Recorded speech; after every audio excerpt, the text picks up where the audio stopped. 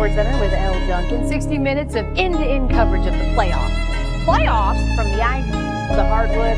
We'll talk a little NFL because, of course, we will. But we're going to start out in very sunny LA. Kind of cliche time for the Lakers right now. Do or die, now or never. Time to win or stay home. Tonight against the Wolves, LeBron, Luka, and co. down 3-1, trying to rewrite some ugly history of late. Since the 2023 Western Conference Finals, LA's 2-12 record is their worst 14-game playoff stretch in franchise history. You know who knows that? Our Lakers reporter, Dave McMenamin, who's on the scene right now in LA and joins us now. And Dave, I know you've spoken to some of the players since that Game 4 loss. What's giving them confidence as they face elimination tonight? Yeah, hell, you want cliches? They're calling Game 5 a Game 7. They recognize the spot that they're in. JJ Redick said we're on edge heading into this one. And Luka Doncic told me that the third quarter of Game 4 gives him confidence in what they can do tonight, because look at what they were able to accomplish in that quarter. Outscore the Wolves 36-23 on the road. Shoot close to 60% on offense. Hold the Wolves to under 40% with their defensive effort. He thinks if they continue to follow that script, share the ball, fly around on defense, and they do it from the start with the crowd behind them, you can win this thing, extend the series to Game 6, and who knows what can happen. I mean, you look back to Game 4, that was anybody's game right up to the final couple possessions. The Lakers know that they can't get to a Game 6, though, without Game 5, which they're calling Game 7. Yeah, there's a lot of numbers that you just threw at us. Here's another one. ESPN Bet has LA as a 5.5-point favorite tonight in this proverbial Game 7. Dave McMenamin with the latest from LA. So while LeBron tries to Bee Gees his season, Steph Curry trying to close things out. His Warriors are up 3-1 on the Rockets with Game 5 in Houston tonight. Steph was relatively quiet by his standards anyway in Game 4, 17 points, but Jimmy Butler returned from a pelvic injury and had a 27-piece. As we take a look here at Stephen Curry arriving. Oh, he's all business too. He's got the track pants and the t-shirt. 16 games for Steph with 30 points in clinching scenarios. That's tied with Larry Bird for 6th all time. Let's bring in our NBA writer, Michael C. Wright, right now, who's on the scene for us in Houston. And Michael, the Rockets look to stay alive tonight. They want to extend this series. What's the team saying that they have to do? Do exactly that. Well, we talked to Tari Eason this morning at shoot-around, and he said it's all about the details. He said, hey, it's win or go home, and we need to wake up. Now, Tari Eason said that this Rockets team is prepared to put it all on the line to get Game 5. He said, ain't nothing to it but to do it. Now, we also talked to Ime Udoka, and he said that given the familiarity between these teams, it's all going to come down to focus, consistency, the small details, okay?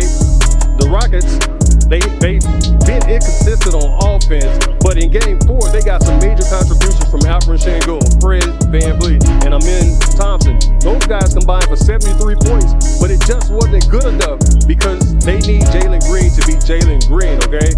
Jalen Green led this team in scoring with 21 points per game during the regular season, but in the losses of this series, he's only averaged 8 points, shooting 29% from the field and 14% from three-point range. So getting Jalen Green going tonight is going to be a major point of emphasis for the Rockets. Here's some good news for the Rockets. They have a 2-11 series record when they trail 3-1. I know on the surface that doesn't seem great.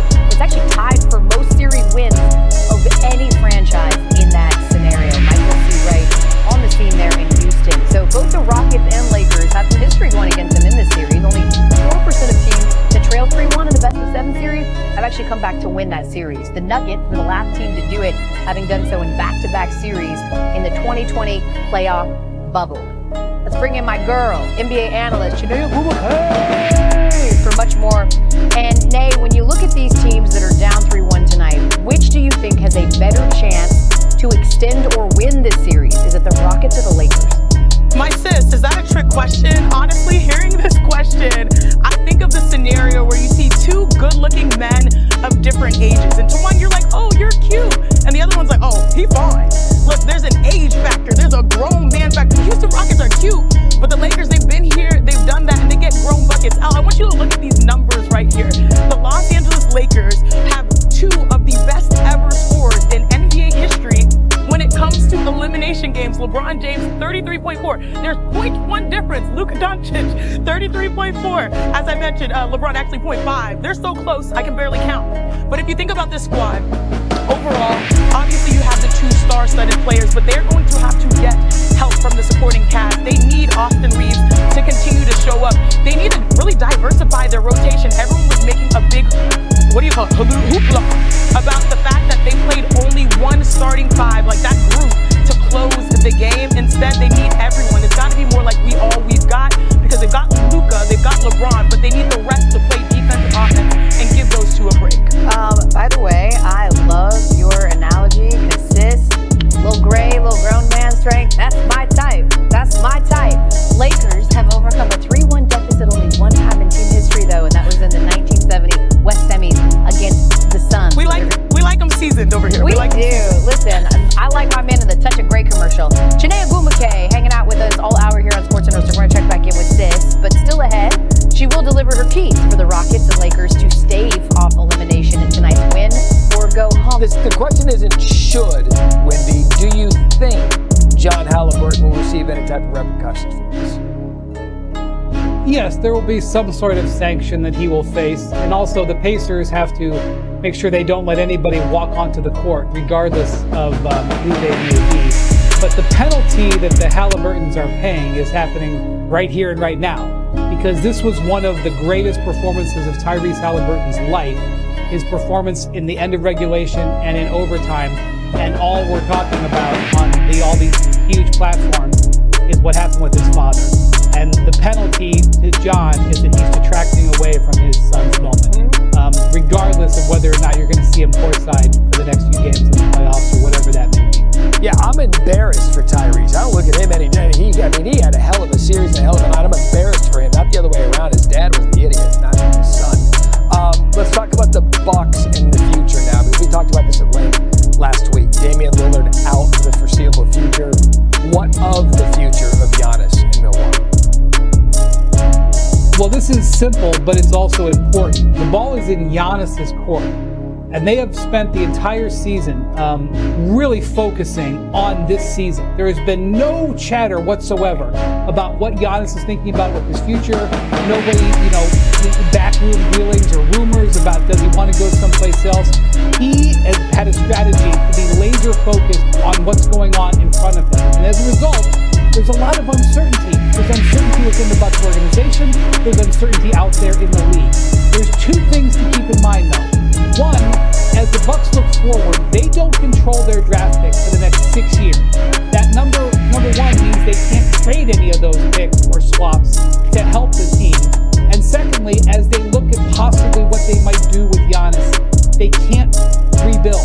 They don't control their picks. So if they ever brought him to market, it would be probably for players that they can have to help them now. The second thing is that Giannis is going to have control over this. Either what he wants to stay in Milwaukee, if he wants to go somewhere else, he is going to control how those talks go. That's the reality in 2025 with a player of this level. It legitimately is a wait-and-see approach for both the franchise and the player as we head into the offseason for them. We'll see what they do. Lakers hoping to avoid their offseason tonight elimination game. We've seen them get outscored in the fourth quarter pretty much the whole series. You know the story with Redick and what he did last game. Do you anticipate that there will be any difference with how JJ approaches tonight's game? There has to be, Matt, because they've outscored the Wolves by 8 points in the first 3 quarters of the first 4 games. And they've been outscored in the fourth quarter by 36 points. I know that JJ doesn't want to walk it back or revisit it. Don't pay attention to JJ's words. Pay attention to JJ's actions tonight. The indications of these fourth quarters are that his team is wearing out. That he may not like his depth, but he may have to use him a little bit. And it's not just the overall scoring. It's the paint scoring. It's the rebounding. It's the transition points. They're getting beat on energy factors all across the fourth quarter. So he's going to have to look for a way to save his star players' energy. And they are playing at home. They were one of the best home teams in the league. They've just had 2 days off. You should see a better and fresher Lakers team anyway tonight. But he needs to give LeBron and Luka a chance to be effective in the fourth quarter. Yeah, which, by the way, the second you see... What's your favorite team? Comment below, and if you like the video, please leave a like. This really helps the channel grow and brings you even more content. Oh, and if you're not subscribed yet, what are you waiting for? Click the subscribe button and activate the bell to receive all notifications. With each game, we notice that the NBA is getting more competitive every day, and all the teams are looking for reinforcements to win the championship. And only here can you follow your favorite team daily with incredible content from different sources. Here on the channel, there are new videos every day with analysis, curiosities, and the best moments in basketball. That's it for today, folks. Thanks for following along.